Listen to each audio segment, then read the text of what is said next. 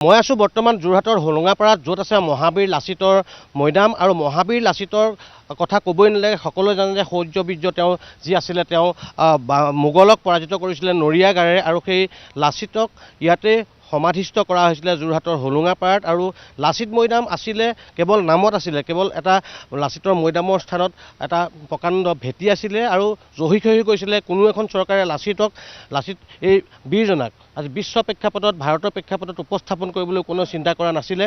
আৰু বিজেপি নেতৃত্বাধীন চৰকাৰখন অহাৰ পাছত মহাবীৰ লাচিতক সমগ্ৰ বিশ্বতে উপস্থাপন কৰিবলৈ, দেশতে উপস্থাপন কৰিবলৈ চিন্তা কৰিলে, যাৰ বাবে গ্ৰহণ কৰা হৈছিলে ইয়াত এটা অভিলাষী প্ৰকল্প গ্ৰহণ কৰা হৈছিলে, য'ত লাচিত মৈদাম আছিলে। আৰু ইয়াতে লাচিত মৈদামৰ সমীপতে বিশাল লাচিতৰ প্ৰতিমূৰ্তি নিৰ্মাণ কৰি উলিওৱা হৈছিলে, যিটো প্ৰধানমন্ত্ৰী নৰেন্দ্ৰ মোদীয়ে ইতিমধ্যে এই বিশাল প্ৰতিমূৰ্তিৰ উদ্বোধন কৰিছিলে। আৰু তাৰ পাছতে এই সমগ্ৰ প্ৰকল্পটোত সামৰি লোৱা হৈছিলে এটা অত্যাধুনিক যাদুঘৰ আছিলে, ইয়াতে প্ৰেক্ষাগৃহ আছে, ইয়াতে আহোম যুগৰ যিখিনি বিভিন্ন সা সামগ্ৰী, বয় বস্তু যিখিনি ইয়াতে সংৰক্ষণ কৰিব পৰা ব্যৱস্থা কৰা হৈছে। 3টাকৈ টাই আৰ্হিৰ অত্যাধুনিক ইয়াতে গৃহ নিৰ্মাণ কৰা হৈছে, টাই আৰ্হি নিৰ্মাণ কৰা হৈছে সকলোখিনি, যিহেতু টাই আহোমৰ পৰম্পৰা ইয়াতে সকলোখিনি উপস্থাপন কৰিবলৈ বিচৰা হৈছে। সন্মুখত থাকিব বিশাল পাৰ্ক, কেইবাখনো বিশাল পাৰ্ক আছে, য'ত ইয়াতে শিশু বা লোক ইয়ালৈ আহিলে মানে তেওঁলোকে খেলিব পাৰিব, সকলো ব্যৱস্থা কৰা হৈছে। আৰু এই প্ৰকল্প অহা 11 মাৰ্চত সম্পূৰ্ণ প্ৰকল্প মুখ্যমন্ত্ৰী ডক্টৰ হিমন্ত বিশ্ব শৰ্মাই ৰাইজৰ বাবে মুকলি কৰিব।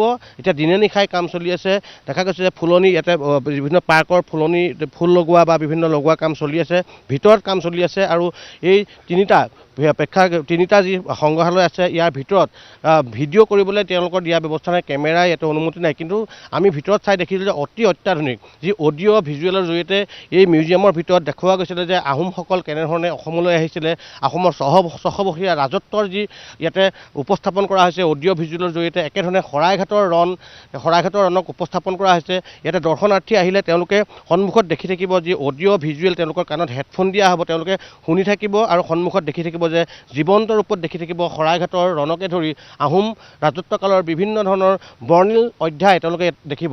আৰু অহা 11 মাৰ্চত মুখ্যমন্ত্ৰী ডক্টৰ হিমন্ত বিশ্ব শৰ্মাই ৰাইজৰ বাবে এই প্ৰকল্পটো উদ্বোধন কৰিব। আৰু এই প্ৰকল্পটো পৰ্যটকৰো অন্যতম আকৰ্ষণৰ কেন্দ্ৰ, লগতে মহাবীৰ লাচিতক বিশ্ব প্ৰেক্ষাপটত, দেশৰ প্ৰেক্ষাপটত উপস্থাপন কৰিবলৈ এয়া চৰকাৰখনৰ এক প্ৰয়াস। মই স্থানীয় যুৱক আছে, মই তেওঁলোকৰ পৰা জানিম। মহাবীৰ লাচিতৰ কথা ক'বই নালাগে, কিন্তু তেওঁ আবদ্ধ আছিলে কেৱল অসমৰ মাজতে। আৰু আজি এইখন চৰকাৰে সমগ্ৰ দেশত, সমগ্ৰ বিশ্বত লাচিতক উপস্থাপন কৰিবলৈ এই যি অভিলাষী প্ৰকল্প গ্ৰহণ কৰিলে, অহা 11 মাৰ্চত মুখ্যমন্ত্ৰীয়ে ৰাইজৰ বাবে এই প্ৰকল্পটো মুকলি কৰিব। ইয়াত কি থাকিব আৰু কি দেখিছে?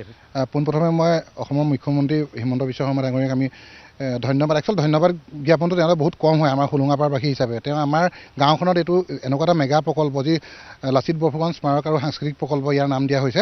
আৰু ইয়াত দেখিছে আপোনালোকে যিটো ষ্ট্ৰেছো, এইটো 2024 চনৰ 9 মাৰ্চৰ দিনাখনি নৰেন্দ্ৰ মোদী ডাঙৰীয়াই আমাৰ উদ্বোধন কৰি গৈছে। এতিয়া আমাৰ মাত্ৰ 3টা গৃহ দেখিছে টাই আৰ্হি যিকেইটা আমাৰ বিল্ডিং হৈ আছে। এইফালে এইটো যিটো আছে, এইটো যে লাচিত গেলেৰী, লাচিত বৰফুকনক একদম তেওঁৰ সৰুৰ পৰা তেওঁ কেনেকৈ অস্ত্ৰবিদ্যা কৰাৰ পৰা তেওঁ সেনাপতি হোৱালৈকে তেওঁ কেনেধৰণে চক্ৰধ্বজ সিংহই তেওঁক পঠাইছিলে, তাত যুদ্ধ হৈছিলে, যুদ্ধত জিকি প্ৰত্যেকটো মুহূৰ্ত ইয়াত অডিঅ' ভিজুৱেল দেখুওৱা হ'ব, হেডফোন হ'ব, মুখত গ্লাছ থাকিব, প্ৰত্যেকটো চাব। আজিৰ মীৰ জুমলাৰ লগত কেনেকৈ যুদ্ধ কৰিছিলে। বিভিন্ন জেগাত মিউজিয়াম দেখিছে, আপুনি কৈছে দিল্লীটো মানে ঘূৰিছে, এনেকুৱা অত্যাধুনিক মিউজিয়াম অসমত আছেনে? দিল্লীত মই এবাৰ যাওঁতে প্ৰধানমন্ত্ৰী যিটো জৱাহৰলাল নেহৰুৰ যিটো বাসগৃহ, তাত যিটো দেখিছিলোঁ, তাতকৈও কিন্তু অত্যাধুনিক দেখিছোঁ ইয়াত। মই এইটো দিল্লীতো দেখা নাই। মানে অসমত এইটো এনেকুৱা অত্যাধুনিক মিউজিয়াম নাই। এইটো হৈছে ইয়াৰ পাছতে এওঁলোকে বনাই থকা যিসকল আছে তেওঁলোক বাহিৰৰ হয়, তেখেতসকলে কৈছে ইয়াৰ পিছতো ভাৰতত যদি প্ৰকল্প হয় সেইটো হ'ব কেদাৰনাথত হ'ব। অসমৰ মুখ্যমন্ত্ৰীয়ে 11 মাৰ্চত এইটো ৰাইজৰ বাবে মুকলি কৰিব। এইটো মুকলি কৰাৰ লগে লগে সমগ্ৰ অঞ্চলটোৰ আৰ্থ সামাজিক উন্নয়নৰ কথা আহিলে, ইয়াতে যাতায়াত যোগাযোগ ইতিমধ্যে ধুনীয়া কৰা হৈছে। আৰু পৰ্যটকৰো অন্যতম আকৰ্ষণৰ কেন্দ্ৰ। আৰু লাচিত কোন বিশ্ব প্ৰেক্ষাপটত উপস্থাপন কৰা এক প্ৰয়াস।